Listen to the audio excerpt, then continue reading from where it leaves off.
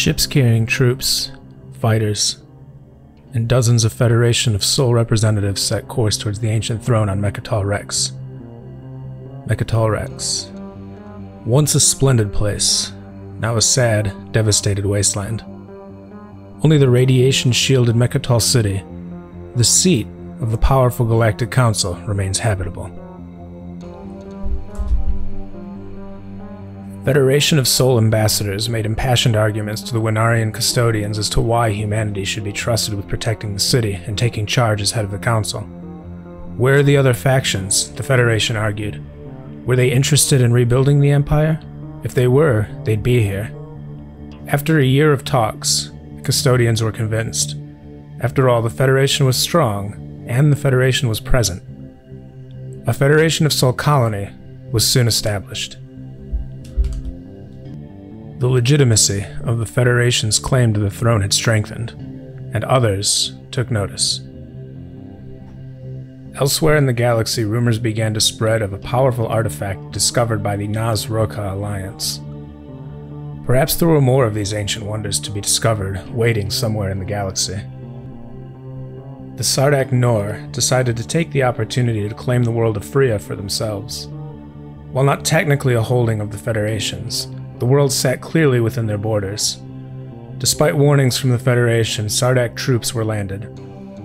Tensions had reached a boiling point between the two factions. Fearing their colonists' security on Mechatol Rex, Minister Tau ordered another emergency drop of soldiers. Not only were 300,000 troops sent to defend the city, but also several divisions of heavy mechanized units, primarily equipped with the ZS Thunderbolt M2 mech. Because these mechs are designed to be launched from orbit and make planetside without the need for landing craft, they could be deployed rapidly and cheaply. The strong garrison put many minds to rest, and would act as an effective deterrent to enemy military actions. The Ministry of the People worked closely with the leaders on the worlds of Joel IR and Lurda 4. Incentives were offered to pay for worker overtime, and tax cuts were offered to temporarily put many of these worlds' factories under direct control of the Ministry of Industry. Output from these worlds nearly doubled during this time. After years of development, the Federation was ready to roll out the latest innovations to the fleet. A new class of carrier and a new fighter chassis had been developed in unison. The new X-22 multi-role fighter was by far the most advanced fighter in the galaxy. The module hardpoints of the fighter allowed for it to be armed for a variety of different roles and could be operated by a single pilot, but there was also room for a weapons officer if the loadout called for it. Most impressively, the X-22 was capable of faster-than-light travel, although the X-22 would still normally be transported via carrier, as their engines were highly fuel inefficient. With the help of the AI development algorithm, the Sol-class carrier was developed alongside the X-22. It was specifically designed to carry the X-22 and its weapon systems in specialized racking units located in 2 hangar bays. This increased the capacity of the carrier so much that it even left room for more powerful engines, thereby allowing the carrier to keep up with the fleet over long distances. Unfortunately, not all was well domestically. A growing pro-nomad group on the world of Akowin had risen up and attempted to take control. Fortunately, they were not as large in number as they believed themselves to be. After stealing some goods and storming the capital of Akowin, they were quickly rounded up and arrested. Their extremist rhetoric, silly costumes, and affinity for half-baked conspiracy theories made it impossible for the rest of the population to take them seriously. The first of the Federation's new carriers, along with more than 60 X-22 fighters, had been constructed. The new ships would join the existing fleet stationed at Yod.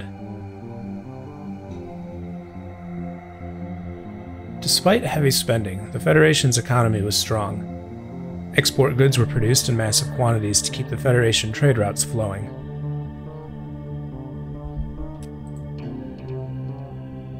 While most factions were striving for victory through military and economic conquest, the Naz-Roka Alliance was turning to information as its primary weapon. They now had elaborate spy networks inside of every major faction of the galaxy. As expansion slowed across the galaxy, there was a shift in focus for most factions. The time for founding new colonies was over, and it was now time to strengthen and build upon the existing settlements. The race for dominance in the galaxy was still a close one. No one could be sure who would ultimately rise to power. With the Galactic Council reformed thanks to the efforts of the Federation of Sol, lawmakers and diplomats from all factions gathered to discuss matters of intergalactic law. A directive was put forth that would shake up the governments of all factions and replace those in charge with new leaders.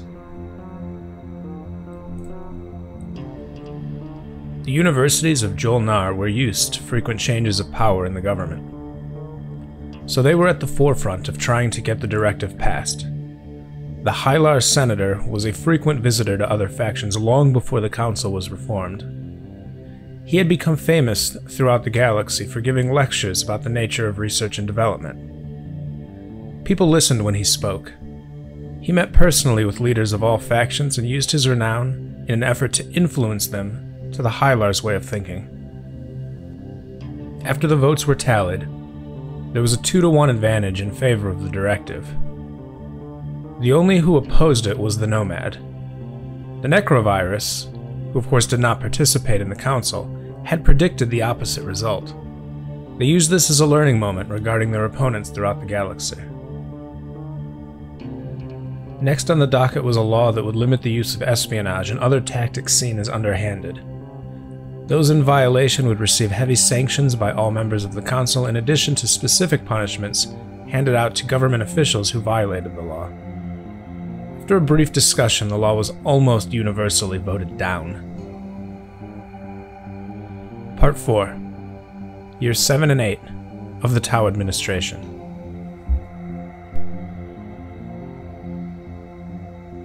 The Federation of Sol and the Nomad decided to continue their profitable trade routes with each other. As part of a new trade agreement, the Federation agreed to return the favor the Nomad had done for them in the past and agreed to non-aggression against the Nomad. Not only did they no longer have to see each other as potential threats, but they could also rely on each other for a steady stream of income. Both factions were also happy to focus their military's attention on their other neighbors. This was especially important to the Federation as they now had a new neighbor, the Naz-Roka Alliance. Plans were being made to set up positive relations with them just as the Federation had done with the Nomad. The Naz-Roka Alliance had already been dealing with small skirmishes against both the universities of Jol-Nar and the Necrovirus. It seemed unlikely that they would turn down an offer of friendship from humanity. The Federation's main task force mobilized and traveled out from Yod. Their objective would be to take the planet of Freya from the Sardak Nor.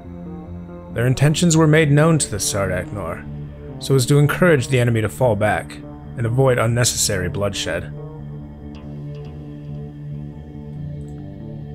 Just in case the Sardak Nor decided to put up a fight instead of taking a more reasonable course of action, Minister Tau ordered another production drive of Federation military assets.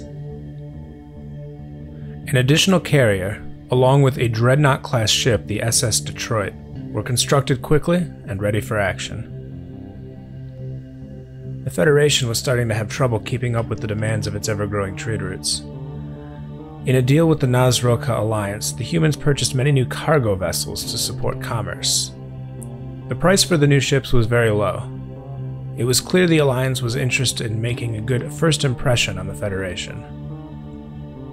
Using their new funds from the rejuvenated trade routes, the Federation ordered the construction of another 80 X-22 fighters, along with a new fighter pilot training facility located in North America near the Appalachian Mountains. Although there had been several skirmishes between factions already, the first true war had begun. The Sardak Nor and the Necrovirus stood ready to wipe each other out. The Federation of Sol considered whether or not this would make a good opportunity to attack the Sardak Nor, or if it would be better not to intervene and simply allow these two factions to deplete each other's resources in a drawn-out conflict. The The Federation of Sol had now been in control of Mechatol Rex long enough that some people in the galaxy started to see humanity as the inevitable rulers of the Empire. Minister Tau knew that the longer they could remain on Rex, the more legitimate they would appear to the other factions as capable leaders for the new Empire. Through better policy-making, streamlined bureaucracy, and heavy economic investment, the Federation was able to improve the efficiency of their operations.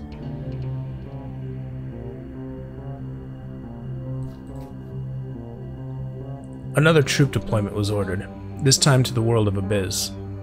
Like with Rex, it would include 2 armies with attached divisions of heavy mechs. These troops would serve as defense against enemy forces on Freya for now, and would be used in potential offensive operations in the future.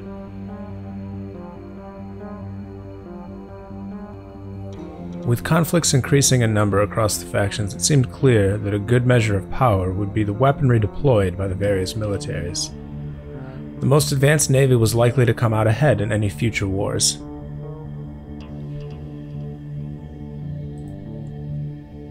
It was decided during the next council meeting that in order to prevent war from spreading out of control, a Minister of Peace would be elected to mitigate conflicts. After much debate, it was decided that the delegate from the universities of Jolnar would receive this title. Though she was elected by a majority vote, her appointment to this new position was far from popular. A directive was put forth to either allow unchecked expansion of the faction's various intelligence agencies, or to restrict their power and force regular compliance inspections from the Council. The debates went on for months. There were deals, bribes, promises. But in a tight vote, the directive was squashed. As the factions made plans for the coming years, there was one thing almost all could agree on. The Federation's power on Mechatol Rex had to be kept in check. Challenging them would mean investing many resources towards sending delegates and supplies to Rex, in addition to massive propaganda campaigns throughout the galaxy. All agreed it had to be done, but no one could agree on who the responsibility would fall to.